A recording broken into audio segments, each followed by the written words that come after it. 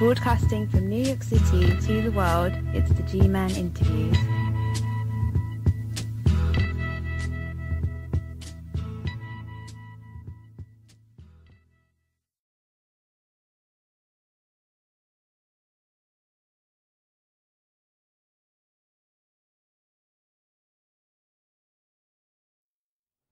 Welcome.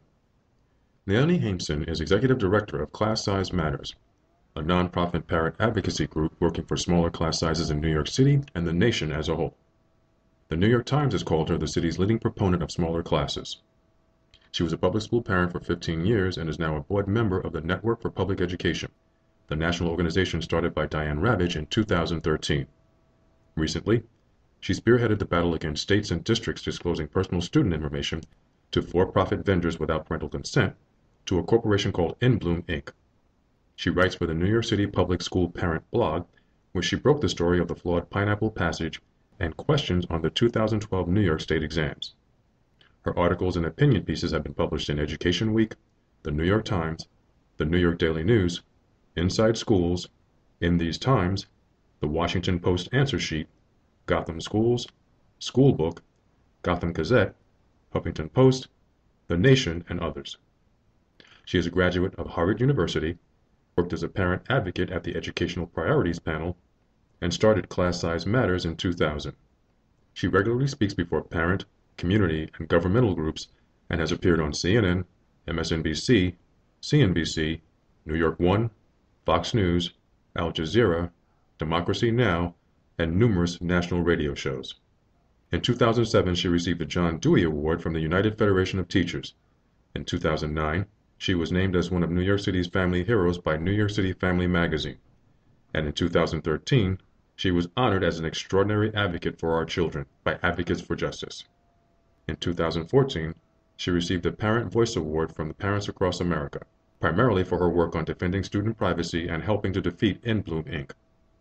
Ms. Haimson joins us to discuss her recent blog article, which details how the Reverend Al Sharpton was persuaded to form a partnership with former New York City Schools Chancellor Joel Klein and remained silent on the issue of term limits when Michael Bloomberg sought a third term as mayor of New York City. It's a pleasure to welcome you to the show, Ms. Haimson. Thank you for having me. Before discussing your explosive blog post, I want to provide my audience with the backstory.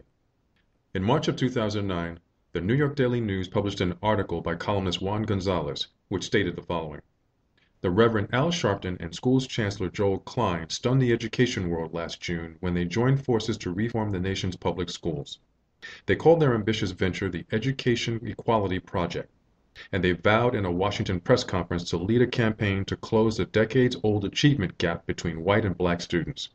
What Klein and Sharpton never revealed is that the National Action Network, Sharpton's organization, immediately received a $500,000 donation for its involvement in the new effort. The huge infusion of cash, equal to more than a year's payroll for Sharpton's entire organization, was quietly provided by Plainfield Asset Management, a Connecticut-based hedge fund, where former Chancellor Harold Levy is a managing director. The money came at a critical moment for the National Action Network. Sharpton was then settling a long-running IRS investigation of his organization. As part of that settlement, he agreed in July to pay $1 million in back taxes and penalties both he personally and his organization owed the government. On August 15, 2010, you posted an extremely detailed timeline of events on your blog regarding how all of this transpired and the powerful companies and people that were involved. Could you cite key events from that timeline that the public should be extremely concerned about to this day? Well, back in 2008, Al Sharpton was in a lot of trouble with the IRS for having evaded paying millions of dollars in taxes. And he was seriously threatened with being put in jail if he didn't come up with some of that money. And we later found out that he got large contributions through a hedge fund in order to do two things: to support their efforts to have a company that they partially owned approved for one of the gambling casinos that was supposed to be established in the state. But also this money was funneled through the political organization called Education Reform Now, which is an arm of Democrats for Education Reform, which is a pro-charter school organization. And in return for getting this money, we believe, and there's evidence to show, that Al Sharpton agreed to co-chair a new organization that was established by Joel Klein, then the Chancellor of New York City, in order to push privatization and more charter schools and to attack teachers' unions, which Al Sharpton promptly did after he got this donation. And so the donation was first funneled through from the hedge fund to Education Reform Now and to a new organization called Education Equality Project that was started by Joel Klein. Al Sharpton appeared at several prominent events, including rallies and forums in Washington, D.C. with Joel Klein to push the notion that charter schools and undermining teachers' unions would help provide more equity to students across the country. He helped get a meeting between Joel Klein and President Obama, and he helped Joel Klein bolster his image with the minority community that he was truly an advocate for civil rights, which at the time Joel Klein was not very popular in these communities and was not trusted because he was shutting down many schools in minority communities and pursuing other education policies that were very damaging to their kids. Joel Klein was also invited to speak before one of the events of the National Action Network, the organization of Al Sharpton, and Al Sharpton basically cooperated with Joel Klein to put forward what we call a corporate education reform agenda. Later, we also found out that Bloomberg gave money to this organization, Bill Gates and Broad Foundation gave money to this organization, which was also went to Al Sharpton, at least part of this money to help him stay out of jail. Has your organization been able to determine how much exactly Sharpton got from the other organizations? I have not exactly figured that out, but we do know that a substantial amount of money was funneled to the Education Equality Project by the Gates Foundation, the Broad Foundation, and by Mayor Bloomberg personally. They ended up getting millions of dollars from various sources, including those sources that I mentioned.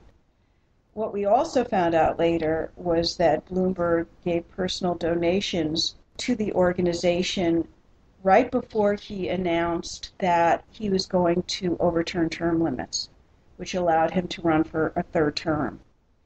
And the same day that he announced that, in fact, he put money into this organization. And Al Sharpton never spoke out against the overturning of term limits, we believe as a result of this personal contribution that Mayor Bloomberg gave to the organization. On January 4th of this year, the New York Post published an article entitled, "How Sharpton Gets Paid Not to Cry Racism at Corporations." A portion of the article stated, "For more than a decade, corporations have shelled out thousands of dollars in donations and consulting fees to Sharpton's National Action Network. What they get in return is the Reverend's supposed sway in the black community, or, more often, his silence." The same day, the National Action Network responded to the New York Post front page story through a press release. The release, which was forwarded to the G-Man interviews, stated, "On a weekend where New York City is burying the second officer who was viciously slain, and as we mourn the passing of our former governor Mario Cuomo, the New York Post prints a front-page story entitled Shakedown Al. The story alleges that National Action Network and its president received corporate funds by threatening racism. What is interesting is that the exact same story was done by the exact same New York Post writer on June 15, 2008, and was widely discredited. Needless to say, the National Action Network and Reverend Al Sharpton have continued to grow leaps and bounds since 2008. It appears with the holidays coming to an end, our obsessive critics have run out of new material. What is your response to the statement by the National Action Network? I think that they're right, that there was very little new information in this article from the article that they had posted years before. I had a different critique of the article. I critiqued it on my blog that though they criticized Al Sharpton for his work with corporations, the longest story they told in this article had to do with getting money from a hedge fund to push their gambling interests in New York State. The Aqueduct racetrack. the Aqueduct Racetrack. But what they left out of the story is how the money was actually funneled through this new organization by Joe Klein, and that we also have information about how that may have influenced Al Sharpton to work with Joe Klein on his education efforts, and also left out of this article the information about Bloomberg giving money to Al Sharpton's organization and essentially buying his silence on overturning term limits. I think New York Post brought up this article at this time because Al Sharpton is working closely with Mayor de Blasio on the issue of police abuses and the death of Eric Garner. And that New York Post clearly has it in for our current mayor. But they failed to mention how the previous mayor, that they are closely allied with politically, and who their owner, Rupert Murdoch, is very close to, also essentially paid off Al Sharpton to keep silent about term limits.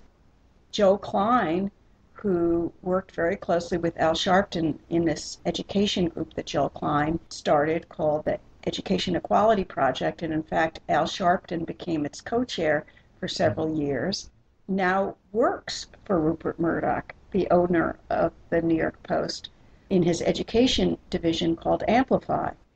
And all of this is very concerning and very much relevant to the issue of Al Sharpton's finances, much more so than some of the earlier information that they simply repeated in their article. And as far as the article, that information was left out because of the relationships that Bloomberg has to the paper and the Murdoch connection, so to speak? Yeah, absolutely. I suspect that if Al Sharpton had gotten his payments from a private corporation or another elected official, say de Blasio or some progressive Democrat, that would have been highlighted in this article. But the fact that it came from Bloomberg and Klein, it was purposely left out. What angers you most about the questionable series of events involving Bloomberg, Klein, and Sharpton? What angers me most about this particular story with Al Sharpton, that it reflects a larger problem in our society right now, in that the people with large funds at their disposal, whether it's wealthy hedge funders that are pushing charter schools or Bill Gates and some of the other billionaires who have pushed this corporate reform agenda through their foundations and through many, many astroturf organizations that they fund, is that they are creating education policy for other people's kids. They are pushing their privatization agenda, which means the closing of struggling inner city schools, the opening up of charter schools run by private corporations, teacher evaluations as determined by unreliable test scores, the Common Core, private data collection and sharing of children, all of this because of their money and power. And that the parents and local elected officials in many cases have no say over these education policies. Right now our governor has gotten millions of dollars in contributions from these same people and is pushing the same agenda in our state and actually taking power away from our mayor, who was elected overwhelmingly on an anti-charter agenda.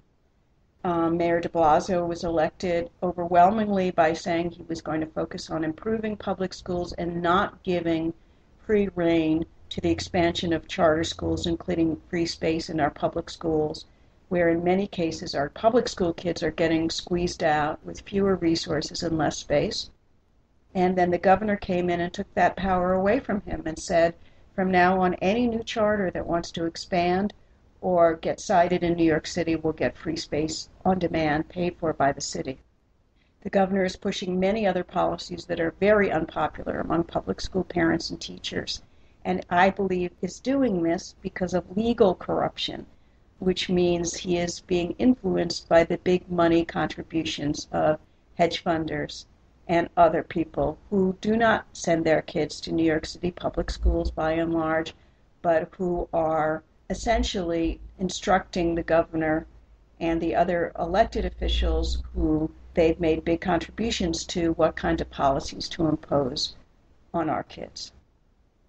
Have you considered reaching out to the governor's office, the mayor's office, in the hopes of getting a meeting with them to discuss these very important issues? And if so, what's been the response? We spent years trying to meet with the governor on the issue of data privacy. We were fighting a $100 million project by the Gates Foundation that was going to collect all the personally identifiable information of every public school student in the state and make it available to for-profit vendors. We did get a meeting eventually with the education's then top education advisor, who made us a bunch of promises, none of which actually occurred. We have tried to meet with the new chancellor on several different education issues, have not yet gotten a meeting, though we have met with staff. We had a meeting a few years ago with Kathy Black, who was temporarily the chancellor under Mayor Bloomberg. We are pushing every way we can to try to make our elected officials stand up for parents at the state level and at the city level when it comes to issues of class size overcrowding and data privacy. And we have gotten success with many of them. But it looks like at every level, when we do move forward, as we did in the mayoral elections, then we take 2 steps back. Is there anything you'd like to say to Michael Bloomberg, Joel Klein, or Reverend Sharpton regarding their previous plan for education reform in New York State? Both Joel Klein and Mayor Bloomberg have the same plans as before. Former Mayor Bloomberg contributes millions of dollars to the election campaigns of pro-charter education officials and other elected officials across the country to try to push his privatization agenda. Joel Klein runs a division of News Corp called Amplify, which is devoted to collecting and data mining the personal information of millions of public school students, and also essentially outsourcing education into private hands so that more and more instruction will be given through computers and through software rather than through actual human beings. And we believe that this is going to be very damaging to the quality of education that students receive. As for Al Sharpton, he is no longer, as far as I know, working on education reform. A couple of years after he got this money from Bloomberg and other sources, he quit the Education Equality Project. I would hope that in the future, if he gets involved again in education reform, he would listen more to parents and to teachers and advocates who are struggling to improve public education rather than dismantle it. People may listen to this interview and ask, if no one's been charged over the last 6 years, what makes this woman think that the people involved, as powerful as they've become, will ever be charged? How would you respond? I don't think they're ever going to be charged for any of these actions. I'm not absolutely clear that they are legally criminal, but they are corrupt. As long as our political system is reliant, as it is in New York State, upon the personal contributions of wealthy individuals, most of our elected officials are going to be driven and influenced by their educational goals rather than the real needs of their constituents. Right now in New York State and in New York City, more voters oppose the expansion of charter schools than support it, as revealed by polls. And yet the state senate and the governor, as influenced by their biggest contributors, who are the hedge funders, are going to push for the elimination of the charter cap to allow for an unlimited expansion of charters across the state, which is going to lead to the further dismantling of our public education system. Already in New York City, charter school kids get more per student public funding than public school kids. And with the new state law that was pushed through by the governor in the budget last spring, they are going to get free space on demand. And this will mean parent choice is essentially going to be destroyed because the only schools that will have space for expanding student population will be charter schools. So more and more parents will be forced into charter schools whether they want to send their kids to charters or not. all this is very, very damaging to our public school system. It's essentially undemocratic to expand schools that are privately run by corporations that are not run by elected officials under the control of voters, and it should not be allowed. Moreover, many, many charter schools have been shown to be corrupt, to steal public funds, and to abuse the rights of their students with unfair disciplinary practices, including excessive suspension and expulsions. No public school in New York City is allowed to expel any student under the age of 17, and yet this is a practice of many charter schools. So we believe that the charter cap should not be raised. We believe that if charters are going to get free facilities, the state should pay for it rather than city taxpayers. And we hope that our elected officials are listening to their constituents and to stakeholders rather than their big money contributors. Given the amount of money that's involved in a lot of these situations, I suspect that's one of the reasons why you've been doing what you've been doing as long as you have, because a lot of people would view this as a David versus Goliath type of situation. Well, I'm hopeful. I'm not at all certain that democracy will win out, but I am hopeful because we had a big victory with Bloom. Bill Gates is the wealthiest man in the country and one of the wealthiest men in the world. His foundation spends hundreds and hundreds of millions of dollars a year pushing their privatization agenda. And they created this project called Bloom with more than $100 million, which was designed to collect, store, and disclose the personally identifiable information of millions of public school students in at least 9 states across the country to private vendors. And parents in New York and the 8 other Bloom states actually stopped this project from going forward. In New York, we got the state legislature to pass a law to block it last spring, and in the other states, parent protests got their state education departments to pull out. And so this was a huge victory, a sort of David and Goliath victory, and it proves that if you have enough parents, you can really get elected officials on your side, even against the interests of the richest man in America. So I think it can happen again. Is there anything you'd like to say in closing? When I wrote my blog last week and you contacted me about this interview, I really didn't want to put further aspersions on Al Sharpton, who may be doing very good work at this point. My main goal was to show how in the past he has been used by forces from the left and the right, including close allies of the New York Post's owner, Rupert Murdoch, which I thought was a very important story that had been left out of their article.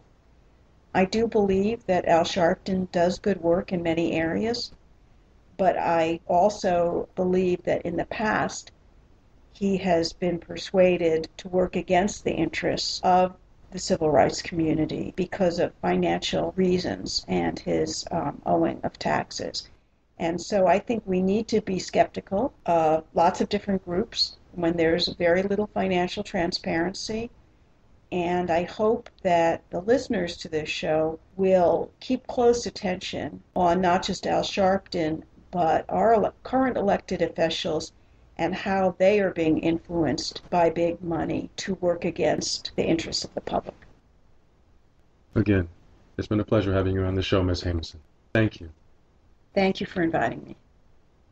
It should be noted that National Action Network Media Representative Jackie Johnson was contacted via email on January 8th in order to obtain comments from the Reverend Al Sharpton or his spokesperson.